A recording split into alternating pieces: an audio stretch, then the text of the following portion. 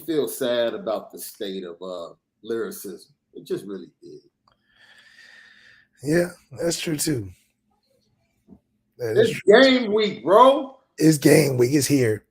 It's game week, man. We're not messing around. No, Lucky Lefty podcast. I'm your boy, Shaun Davis at SD2 Mics. That dude, the original Lucky Lefty himself. We are featuring Onora Whisky, OnoraWhisky.com, that premium American whiskey, OnoraWhisky.com. Before you even ask, we're still waiting on some technical things to be done graphically and all of that other production stuff before we go ahead and officially launch. But we are still locked on. Go to Locked On Irish on Twitter, Locked On Irish in connection with Lucky Lefty Podcast. We have Notre Dame athletics covered. It's game week, bro. It's game week. It's game week. Today we're going to talk about what needs to be done. You know, you were doing your Hollywood thing Friday, so I hung out with LL Nation and pretty much told them the path to victory and how it was going to be done. Today, we're going to discuss. I'm going to bring something up that I found in the game notes, and then Marcus Freeman, he's still talking to the media.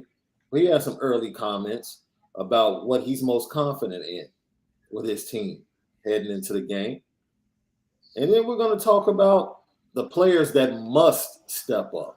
Like they have no choice but to show up Saturday. That's going to be an interesting conversation because I kind of touched on that Friday, but I really want to get your input on that because, it's easy to say, well, Tyler Buchner, who will be getting his first start. You realize the last 8 first-time starters at Notre Dame won their first start? What their first start? The last 8 quarterbacks that were first-time starters for Notre Dame all got W's. Now this is the trick question. This is the trick question because it got me. What was Malik Zaire's first start as quarterback for Notre Dame? I guarantee you I get a lot of wrong answers on this because I answered it wrong. And then when I looked, I was like, that sure was his first start as quarterback. So LSU.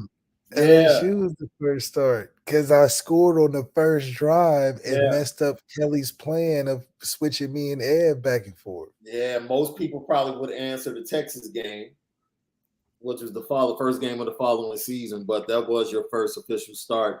You came out with the dub 31-28. So this is the 7th meeting between Ohio State and Notre Dame. Ohio State leads the series 4-2. The last meeting. The game I've always wished I played. This is the game I went to Notre Dame for. Yeah. I thought through the universe somehow Notre Dame was going to play Ohio State. As I was at Notre Dame. Yeah. And lo and behold, we end up doing it the year I got hurt. So in the back of my mind, I made the right decision, but I wasn't able to play that game. However, that was my lifelong dream to play Ohio State as a Notre Dame football player. And this is a huge moment for me. Yeah. It's a huge moment for the Notre Dame program, especially in the state of which both programs are. I mean, we top 5 in the country. Yo, that 2016 Fiesta Bowl is a star-studded event. But it was a source of angst for a lot of Notre Dame fans because all we can think about is Jalen Smith. Like, that's it. Forget losing 44-28. Yeah, forget that. Forget Smith. Joey Bosa getting thrown out the first drive of the game. Right. Jalen Smith unnecessarily tearing his knee up. From Taylor Decker, my high school rival from Vandalia Butler. I played him every year in high school. Goes to college and makes a huge decision that impacted a lot. It impacted a lot. But he ended up, both of them ended up making the league.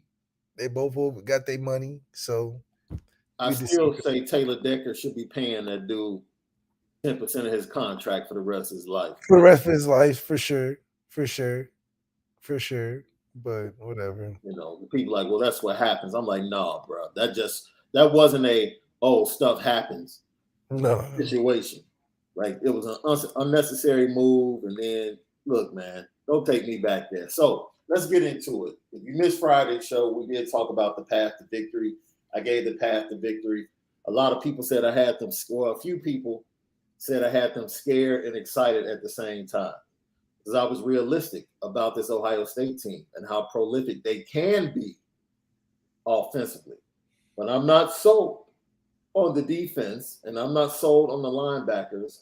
And just because you have a new lipstick and you put it on a pig, that doesn't make it a bombshell. There's still a pig with lipstick. And until proven different, that's what I see with this Ohio State defense, even under the new leadership of Jim Knowles as a defensive coordinator. For you, what 3 guys, if I said these 3 guys have to show up in Columbus and be big-time performers for Notre Dame on Saturday, who would they be? Isaiah Fauske, Tyler Buchner, and Audric Estime. Isaiah Fauske got to have 3 sacks this game. Got to. 3? 3. Man, you putting it out there. Because if you say 3, what do you think will happen? If you say, read the stat line, Isaiah Fauske has 3 sacks, what you thinking? That C.J. Stroud might have been injured in the second half. I mean, yeah, or we would have won. Because that's not even counting pressures. You're just counting sacks. So if he has 3, just imagine. That's an automatic dub. You don't think nothing of, it may be close. No, it's, we probably won. Right? That is the assumption.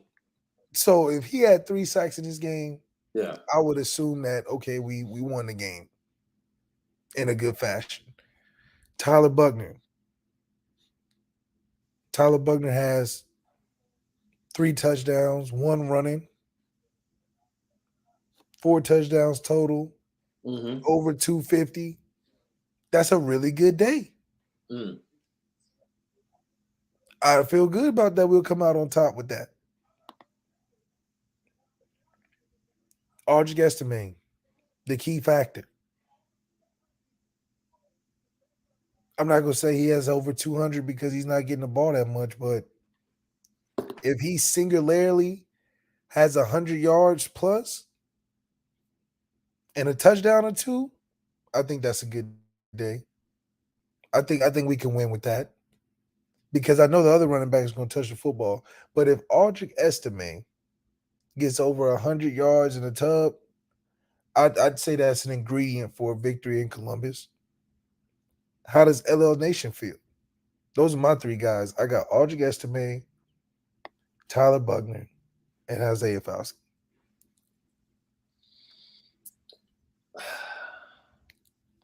I just mentioned that the last 8 first-time starters at Notre Dame at the quarterback position all got W's in their first start. I don't think the environment is going to be as much of an issue as most people think. You come to Notre Dame, you play in raucous environments all the time. All the time. Like nothing. The fact that he walked into that environment at Virginia Tech, which is one of the top 5 raucous environments in all of college football, and he walked in and pretty much shut that crowd up, talking about Tyler Buchner. And then they got the pick 6 in the second half and got back into the game, and the crowd got louder. I'm not worried about him in the environment in the crowd. So I really don't have that much pressure, in my opinion, on Tyler Buchner. I don't need him to be a big-time player. I agree with you on Isaiah Fauske. I agree that one of the running backs has to step up, but I'm going to contend that both Audric Estime and Chris Tyree have big games. Chris Tyree's going to have a big run, a couple of big runs, and then Audric's going to be a battering ram. Right? Brandon Joseph has to be a dude Saturday. He has to be. He has to be that dude that deters a couple of throws from C.J. Stroud to say, no, you're not getting this. He has to eliminate playing center field. He has to eliminate the big plays, keep everything in front of him, be sound and tackle. He's also your big play guy in special teams. Field position as the punt returner. That's a good one. Brandon Joseph has to be a dude on Saturday. He's going to be important. I'm All-American at Northwestern. So this is nothing outside the scope of his reality. Like this is, he's played well. On brand. Yeah, this is him. He's faced Ohio State and come up big before. So this is, okay, let's get it done. But the amazing thing is I go from Brandon Joseph, and I'm going to say, based upon what Marcus Freeman said in his press conference, and he said it countless amount of times in the first 5 minutes, we have to stop the run. We have to stop the run. And I know Isaiah Foskey needs to get after C.J. Stroud. But them darn defensive tackles have to shut the dude. Jason Adamiola, Jacob Lacey, Howard Cross, Jason Onye, Tyson Ford, Chris Smith. Yo, where you at? Where you at? Because Malik, for the future, you've been saying we got to go get the big boy. We got to go get the 315-pounder to put in the middle of this defense to shut things down, right? But we don't have that right now. We have what we have. So the interior defensive linemen, they have to be that guy collectively. They got to step up. They have to set the tone. They have to make C.J. Stroud that offense one-dimensional on Saturday. Flat out. They have to be dudes on Saturday. 100%. Being one-dimensional for Ohio State, it gives us the chance, right? It gives us the chance if we come all three phases of the game, because if we allow Ohio State to be full force on offense, we don't have, in my opinion, the ability to outscore them on a Golden State level. I think they're the Golden State of college football. So we're not a team that's going to be better than them at scoring the football. So it's crucial and important that we shut down the run game and what they got over there. Coach Alford, amazing running back coach, great for Notre Dame when he was there.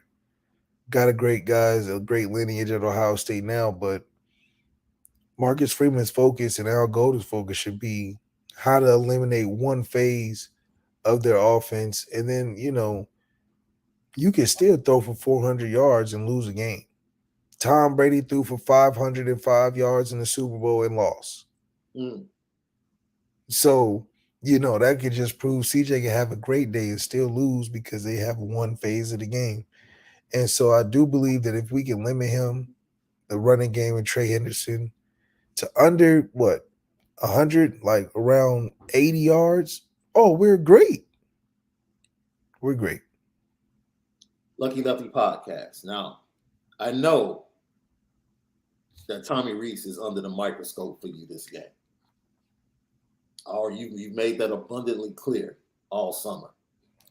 What if I told you that Tommy Rees is only one of 8, or is one of 8 offensive coordinators or teams whose offense has combined for 6,500 passing yards and 4,000 rushing yards over the past 2 seasons? Only 8 schools have done that offensively. That's pretty good company, man. It's pretty good company. Now, in the big games, they fail to put up points because we're just talking about yards. The game was won on the scoreboard. So it doesn't matter how many yards you put up. Heck, Jack Cohn threw for over 500 in the Fiesta Bowl. Left with an L. So you can put up all the yards you want. Can you put up the points? Can Notre Dame go from a heavy yardage team to a heavy points per game team, specifically in big matchups That's going to be key going into the horseshoe.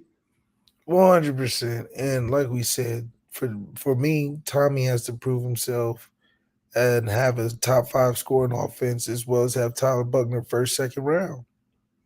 I mean, because what else are you getting these accolades for? Because we aren't winning championships. We haven't won since '88, and we ain't had no number 1 draft pick quarterback or even a second round guy since Deshaun, right? So, and you weren't even there. So it really, for me, in a game like this is where you coach your best. This is where you call your best plays. This is where you put on your best performance, because none of these games outside of Ohio State really matter or weigh in comparison. You know, you can lump a Marshall, Cal, throw a Virginia on there, throw a Clemson on there even this year, North Carolina, and it still wouldn't have the weight of what Ohio State would mean to our schedule this year. So for me, it's important that he really becomes his own guy, become that, oh, we're going against Tommy Rees in that offense. Mm-hmm.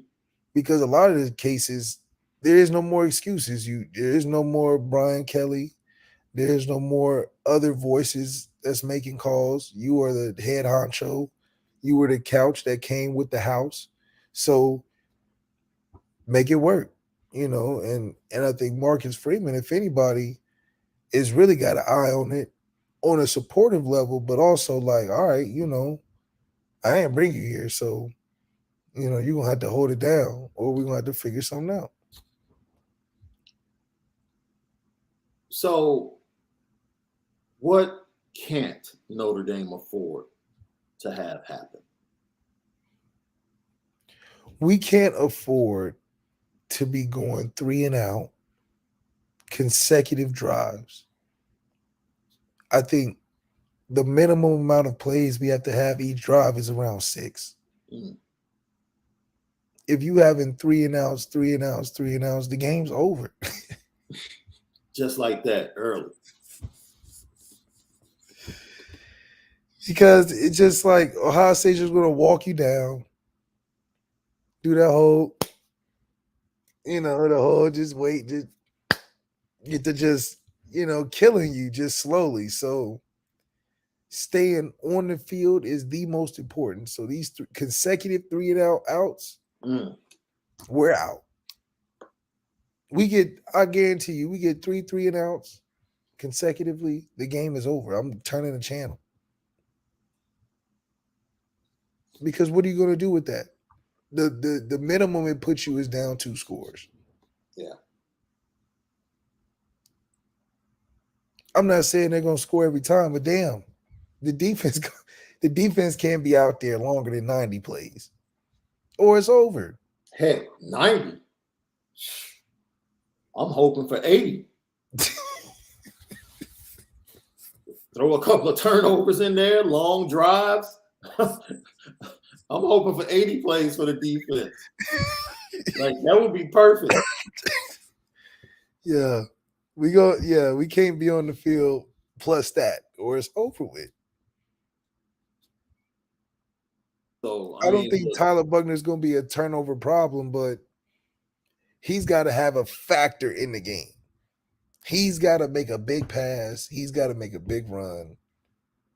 I don't think he's going to be I don't think he's a liability more than he is a threat in this game. I think the biggest benefit, if he pops on the scene with some flash plays, but also has some consistency. That's asking a lot from a guy we have no idea what it'll look like yet. Because I'm not going to look at them package plays that he had last year and think that's going to carry over to a full-time starter. Yeah. So I don't fall into that. So reference point, right? We felt like Oregon, who was pretty much just as big of an underdog as Notre Dame, walked into Ohio Stadium last year, and they came away with a 7-point victory, 35-28. Ohio State ran 85 plays that day. So this goes back to like, if I can get it down to 80, I feel real good. Yeah. 85, I would be comfortable with. But to go to your point, CJ Stroud threw for 484 and lost. He threw for 484. And that's because as a team, they only rushed for 128. So, if Notre Dame can hold them to right around 100 yards and C.J. Stroud throwing the ball all over the field, they still only put up 28 points. So you can get as many yards as you want. It's about the points on the scoreboard. And I think we said last week going into this matchup, Notre Dame minimum has to put up 35. You got to put up 35. I don't care how you get it. Defense, special teams, offense, everybody has to be involved. Get the 35, and then let your defense do the work and close things out in the fourth quarter, or either close the game out with that offensive line in the running game. I would stretch it and have the confidence in Marcus Freeman and his defense and Al Golden to say 28. I think all we need is 28. Boy, you showing a lot of confidence. I know he just came from Cincinnati, but man, you showing a lot of confidence in your boy Al Golden. I believe we have successfully filled the biggest holes in what we needed to defensively. Which we're going to get to, because I believe the secondary eventually might end up being one of the strengths of this team. We'll talk about that in a little bit, but go because we got a lot of pieces that's laying around that's like, okay, if I put this with this and this with this, I got something. So it's interesting that, addressing the needs of a team is always wait and see. But I truly believe that what we've done to feel specifically where I felt the Fiesta Bowl we lacked, we gained in the offseason. And we brought the guys back that made it work last year. So I don't know. I feel like if 28, and then you add more coaching, a better belief, a tighter team, more experienced guys, 28 is possible. On the first game of the year. So basically, you don't know they're going to win like 28-27? 28-21? 28-24, 28-21. I just find it hard to believe that we just don't give it up that much. You got Cam Hart, Brandon Joseph. Clarence Lewis ain't Clarence Lewis from last year. At least he's better than that. Physically, he is a totally different player. Physically. I'm just talking about the work. You can tell the work he's put in on his body and the way he moves. So we bring him back 14 sacks with Isaiah Fauci. Riley Mills has had a buzz. Howard Cross has had a buzz. Linebacker core is suited and booted. I mean, J.D. Bertrand told you what he had to work on. With the time of possession, I don't know. Ohio State. We can't let them run the ball. We know that. Marcus Freeman. If we don't let them run the ball, I'm telling you, it's gonna be surprising. We can't. We understand college football and big time games. No, I highly doubt that Notre Dame goes this entire game without turning the ball over. Turnovers are part of the game, right? But you cannot turn the ball over in the red zone and lose a scoring opportunity. Yeah. You cannot. Those are the type of turnovers we cannot have. You can't walk Cincinnati down the field in the opening drive and then throw an interception in the end zone going in. It just totally changes the trajectory of the game. You can't do that. The momentum went to Cincinnati, and then Notre Dame then grabbed it back until Isaiah Foskey made a play in the second half. And then Drew Pine had the big pass play. You just have to keep contact with this team. Right? That's it. Stay close. Because they expect to blow you out. They expect it to be a breeze. Take them into deep waters. Take them into deep waters. Make them play when they're tired. Make it a battle of attrition. Make it about the physicality in the trenches, and allow if we can make them play how Utah made them gas themselves out, I think we have our shot. Because we're a better team than Utah. But Utah made them play the whole time. Now, I have a lot of respect for that Utah program. That Utah program, they know they don't get a bunch of skill position talent, but they play hard. But we're better than them. And yeah, more talent. Yeah, I agree. And Utah made them play the whole game. How often does Ohio State have to play all 4 quarters? Well, it's the Big Ten. Ain't too many teams in the Big Ten that can make them play 4 quarters. Penn State doesn't. That's the key to Michigan doesn't. Yeah. Any team that can make Ohio State play all 4 quarters is a team that usually is going to win. Look at that. Purdue took them 4 quarters. Oregon took them 4 quarters. Michigan took them 4 quarters. If you can just, they're like Mike Tyson. If we could just last those first couple rounds and not get knocked out, we can Buster Douglas them ASAP. Hold on, man. You got to find somebody else, at least Evander Holyfield. Don't connect Notre Dame and Buster Douglas. Come on now. The brand is too good. Evander Holyfield beat him twice. At least let us be Evander Holyfield. Like, we're champions too now. We haven't beat him, though. We have not. That's the thing. We haven't beat him in a while. And nobody thinks we're going to beat him.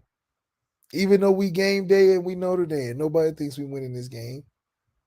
Because they all think, look at even Vegas thought we was finna get 15 points at one point. Oh, it's up to 17 in some spots now. Okay, so nobody believes we're going to win. And 17 is actually really crazy. Like, come on, bro. Like, y'all try. 17 is what you give a team that Ohio State pays to come play. They're not paying us to come play. Yeah. They getting views from us. So, in my opinion, all we have to do is make Ohio State play the whole game. Even when they plays Penn State and Saquon, what happened? They started hot, and Ohio State poured it on second half. That was it. Yeah. It was close when Saquon took off the kickoff, made Ohio State play, and Penn State laid down by the first half, and it was over. But a team that's scrappy enough, you don't have to play great. Just make them play the whole game. They can't last. And they can't play comeback football. It's hard to play comeback football because, like the Oregon game last year, they got behind. They gave up the big run of 77 yards on the ground. Look, the quarterback for Oregon, Brown, I think his quarterback rating was something like, he threw for 230, completed barely over 50% of his passes. His quarterback rating was like 77 for the game. So he didn't have a spectacular game. But, dude, they ran for almost 300 yards on the ground. That's what we're good at. So you control the clock. You beat them up in the trenches. Force them to go the full field to get points and make it hard on them. Don't give up the big plays. And like you said, make them play 4 quarters. And that's really what it is, because outside of us, nobody else is going to make them play 4 quarters to the playoffs. Yeah. I mean, look at their schedule now. So for us, I think it'll be important to put a complete game together. It doesn't have to be perfect. We have imperfect spots right now on the team in terms of quarterback, in terms of receivers, in terms of maybe even offensive line questions. So I do think that Tommy is in a good position to put us in, to give us the chance to win. Mm-hmm. New defensive coordinator, but same structure as the Fiesta Bowl. You were able to see things that can create explosive plays, even though you may not have the same game plan. Yeah. I'm sure there's plays that you took out of that Fiesta Bowl. I'm like, all right, it's the same type of defense. I'm sure I can get away with it if I do this and that. So that's the advantage I feel like Tommy should use, obviously, right? But also understanding that we just have to be consistent. Yeah. If we could just stay on the field, 6 plays, I'm just saying, 6 plays a drive, at the worst, we got a chance. Lucky Lefty podcast. It's interesting that, you look at their safeties. They officially released the first depth chart this morning. And you look at the safety situation, it doesn't say strong or free safety. It says left and right safety on the depth chart. I find that very interesting because they're going to play 3 safeties, I think, a lot during the season in certain situations. Brandon Joseph gives you that versatility to be able to come up, take a tight end, take a slot receiver. You want to be physical and make sure that the 3 safeties can control the run game. It's still giving you coverage on the back end. You probably going to see that. Now, what's interesting as well, people have been wanting to hear. We told you as practices went on, Maris Leofau ramped it up with his reps. He's listed as the starter at the wheel position. I think Maris coming back is very important, man. I think at this time he probably feels like he has a lot to prove, but I know the Ohio State has to do something with that information as well. Yeah. So that takes extra time to prepare for, which we just want to be able to stress them out on a preparation level enough to be able to just make it complicated. We just don't want to make it easy. They're throwing freaking go routes. We're just getting lost all day. Because at the end of the day, that's what Clemson did to us. They just was like, you know what? Y'all playing good, but we have better players. Yeah. That's all they did. They wasn't out scheming us necessarily. Like we had some good stuff, but the first big touchdown to Amari Rogers was schemed very well. When they motioned in, had the guys close, and then Shaun Crawford ended up having them pick him up. Yeah, but he was a faster player. Right. You ran against 2 ACL surgeries. Like, come on, bro. Now, then it came down to Trevor Lawrence and saying, like, look, I'm breaking tackles. He basically was like, I'm not DJ. Yeah, I'm not DJ, bro. So all this like arm tackling y'all doing, I'm breaking the first and then outrunning you to 10, 15 yards down. So it's like, it wasn't a scheme thing. He was just, that's Trevor Lawrence. I mean, what happened? It'll be a first round pick, whatever. CJ, first round pick, different beast. Yeah. He ain't finna be breaking arm tackles and shit. I mean, Trevor Lawrence was really running. He was like power quarterback running through us at one point. Like, it was ridiculous. Like, okay. So, in our minds, Mike Mickens met with the media. We spin a different. We tell the truth. We tell the truth. I told you Jaden Mickey was going to be a dude from the first play of his first practice in the spring. First play of the first practice. I was like, oh, he's a dog. Morrison wasn't there. I watch him first practice of fall camp. Who was number 20? I'm looking at the paper like number 20. On defense. What? Like, that's not Sierra Wood. Who? Benjamin Morrison. Look, man. I don't know how they're going to fare this first game, but I can pretty much tell you 6 weeks in, and for the next 2 to 3 years, if they stay healthy, they might end up being the best defensive back combo to ever come through Notre Dame, bro. That might be blasphemous to a lot of people.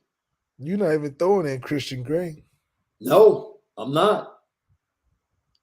Not even mentioning the guys. Michael Bell, not even Michael mentioning Bell, yeah, I forgot about Michael Bell. Shit. Just flat out. So those of you that felt like Mike Nickens needed to step it up from a recruiting standpoint, he's done that. He's done that. And the strength, this is his strength, bro. He recruited 2 freshmen and had depth problems at Cincinnati as the DB coach. You know who they were? Sauce Gardner, who was ranked like 1,000th in the nation, and Kobe Bryant. You know what both of them are? In the league. You know who got them ready to play as true freshmen? Mike Nickens. So I don't think it's strange that both of these young guys are ready to go and take at least 20 plays off of the other defensive backs' plate, which is huge. Playing 65 plays and playing 85, that's a big difference as a defensive back.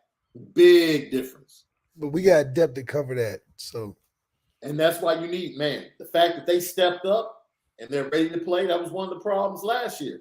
They didn't have anybody that they could really trust or that they trusted. Now those freshmen that were behind Clarence Lewis last year are now sophomores. And then you have these 2 freshmen coming in and supporting that. You're in a much better position. So I know everyone's feeling about how everyone's feeling, like the question mark that is the secondary, especially after the Fiesta Bowl. Well, guess what? By the time we get to the end of the season, it might be one of the biggest strengths on your defense. It's a lot of strength. Because we feel really good about the linebackers, but we got to make sure Maris stays healthy. Yeah, I mean, Maris being healthy throughout the game is very important. Very important. He's a player that gets better as the game gets on, and later in the game, he continues to get better and better. So that's going to be good for us fourth quarter if Maris can stay healthy through that game. But also, I think Isaiah Fauski, as the game goes on, is going to prove why he's a D&D, develop and dominate. Fourth quarter, I need to see some of that Isaiah Fauski being a havoc, being a problem, being an issue for the Ohio State offense, because that's, in my opinion, I hope that's what you came back for. Yeah. Because you could have easily made some millions right now and just been another DN in the league. Yeah. But come back and make your money. Yo, so the coolest thing that comes with the game note package we get every week, bro, from Notre Dame, is they have the pronunciation guide in there, right? And so you look and you start to say, I was almost there, but I've been mispronouncing this gentleman's name or this young man's name. We have to start calling Isaiah, not Foskey, but his name is Isaiah Foskey. Foskey. The correct pronunciation is Foss, Foskey. We got to make sure we say that correctly. Isaiah Foskey. You got that right, LL Nation? It's not Foskey, Foskey. It's Foskey. Hold that S a little bit longer. There's some tough ones in here, bro. You know, you have your Zeke Corrals, K. Barones, Kevin Bauman. Make sure it's Bow. As in taking a bow. It's not Bowman. It's Bauman.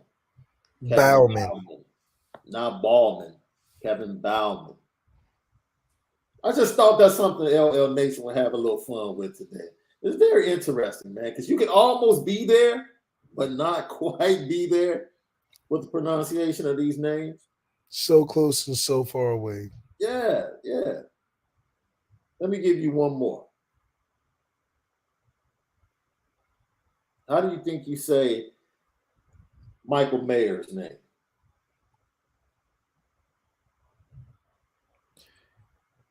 Mayor or Mayor? See, that's the key. That's the key, because you're like me. I see the Mayer and I say Mayor. but it's actually Michael Mayer, as in the mayor of a city. Okay. It's supposed to be pronounced mayor. Wow. Yeah. So, man, just a couple of tidbits out there for LL Nation to have you right going into the season so you're not mispronouncing these guys' names. It's Michael Mayer. Not Mayor. It's Michael Mayer. Lucky Lefty Podcast, man. We appreciate you guys for joining us today. Man, you know what? We spend it different. We like to have fun, bro. That's I saw the packet. I said, man, that's different. So it's Fosky, and Mayer. Fosky, Mayer. Mayer's just real quick, Mayer. We go see it a lot this season, so I'm sure we'll get a lot of reps at it. We're going a lot of reps. A lot of reps. You know what time it is. Petticoat.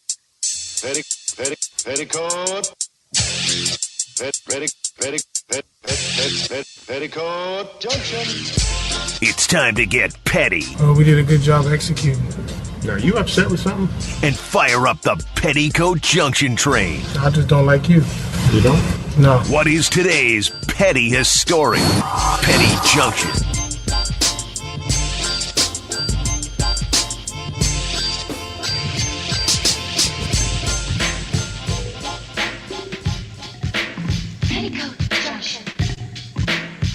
Petty Junction, pettiest stories of the day, brought to you by Onora Whisky.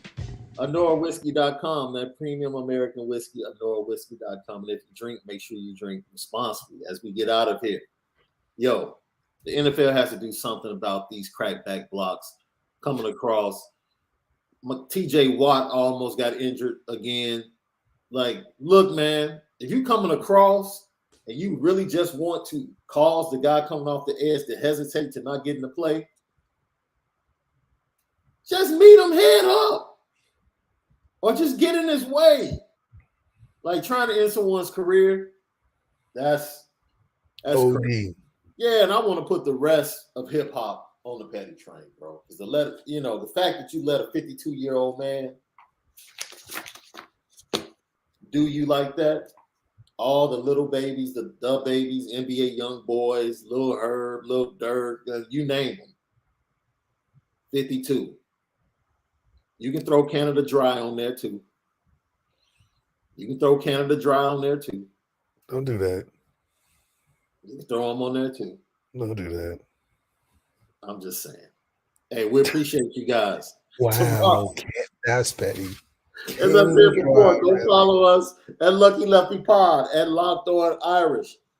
Hopefully we'll get everything production-wise ready for you guys in the next 24 hours. If you're locked into us on the YouTube page, you don't have to do anything, but go follow us, Locked On Irish, on all audio platforms, Google Podcasts, Apple Podcasts, Spotify, TuneIn, Stitcher, like Amazon, whatever you listen to audio on. Subscribe, automatic download. You'll be getting Locked On Irish. From my boy, the Lucky Lefty himself, Malik Zaire, I'm Shaun Davis. Tomorrow, we'll get back at you and go deeper into Marcus Freeman's press conference and start talking about the offense versus the Ohio State defense on the Lucky Lefty podcast. It's been a different today.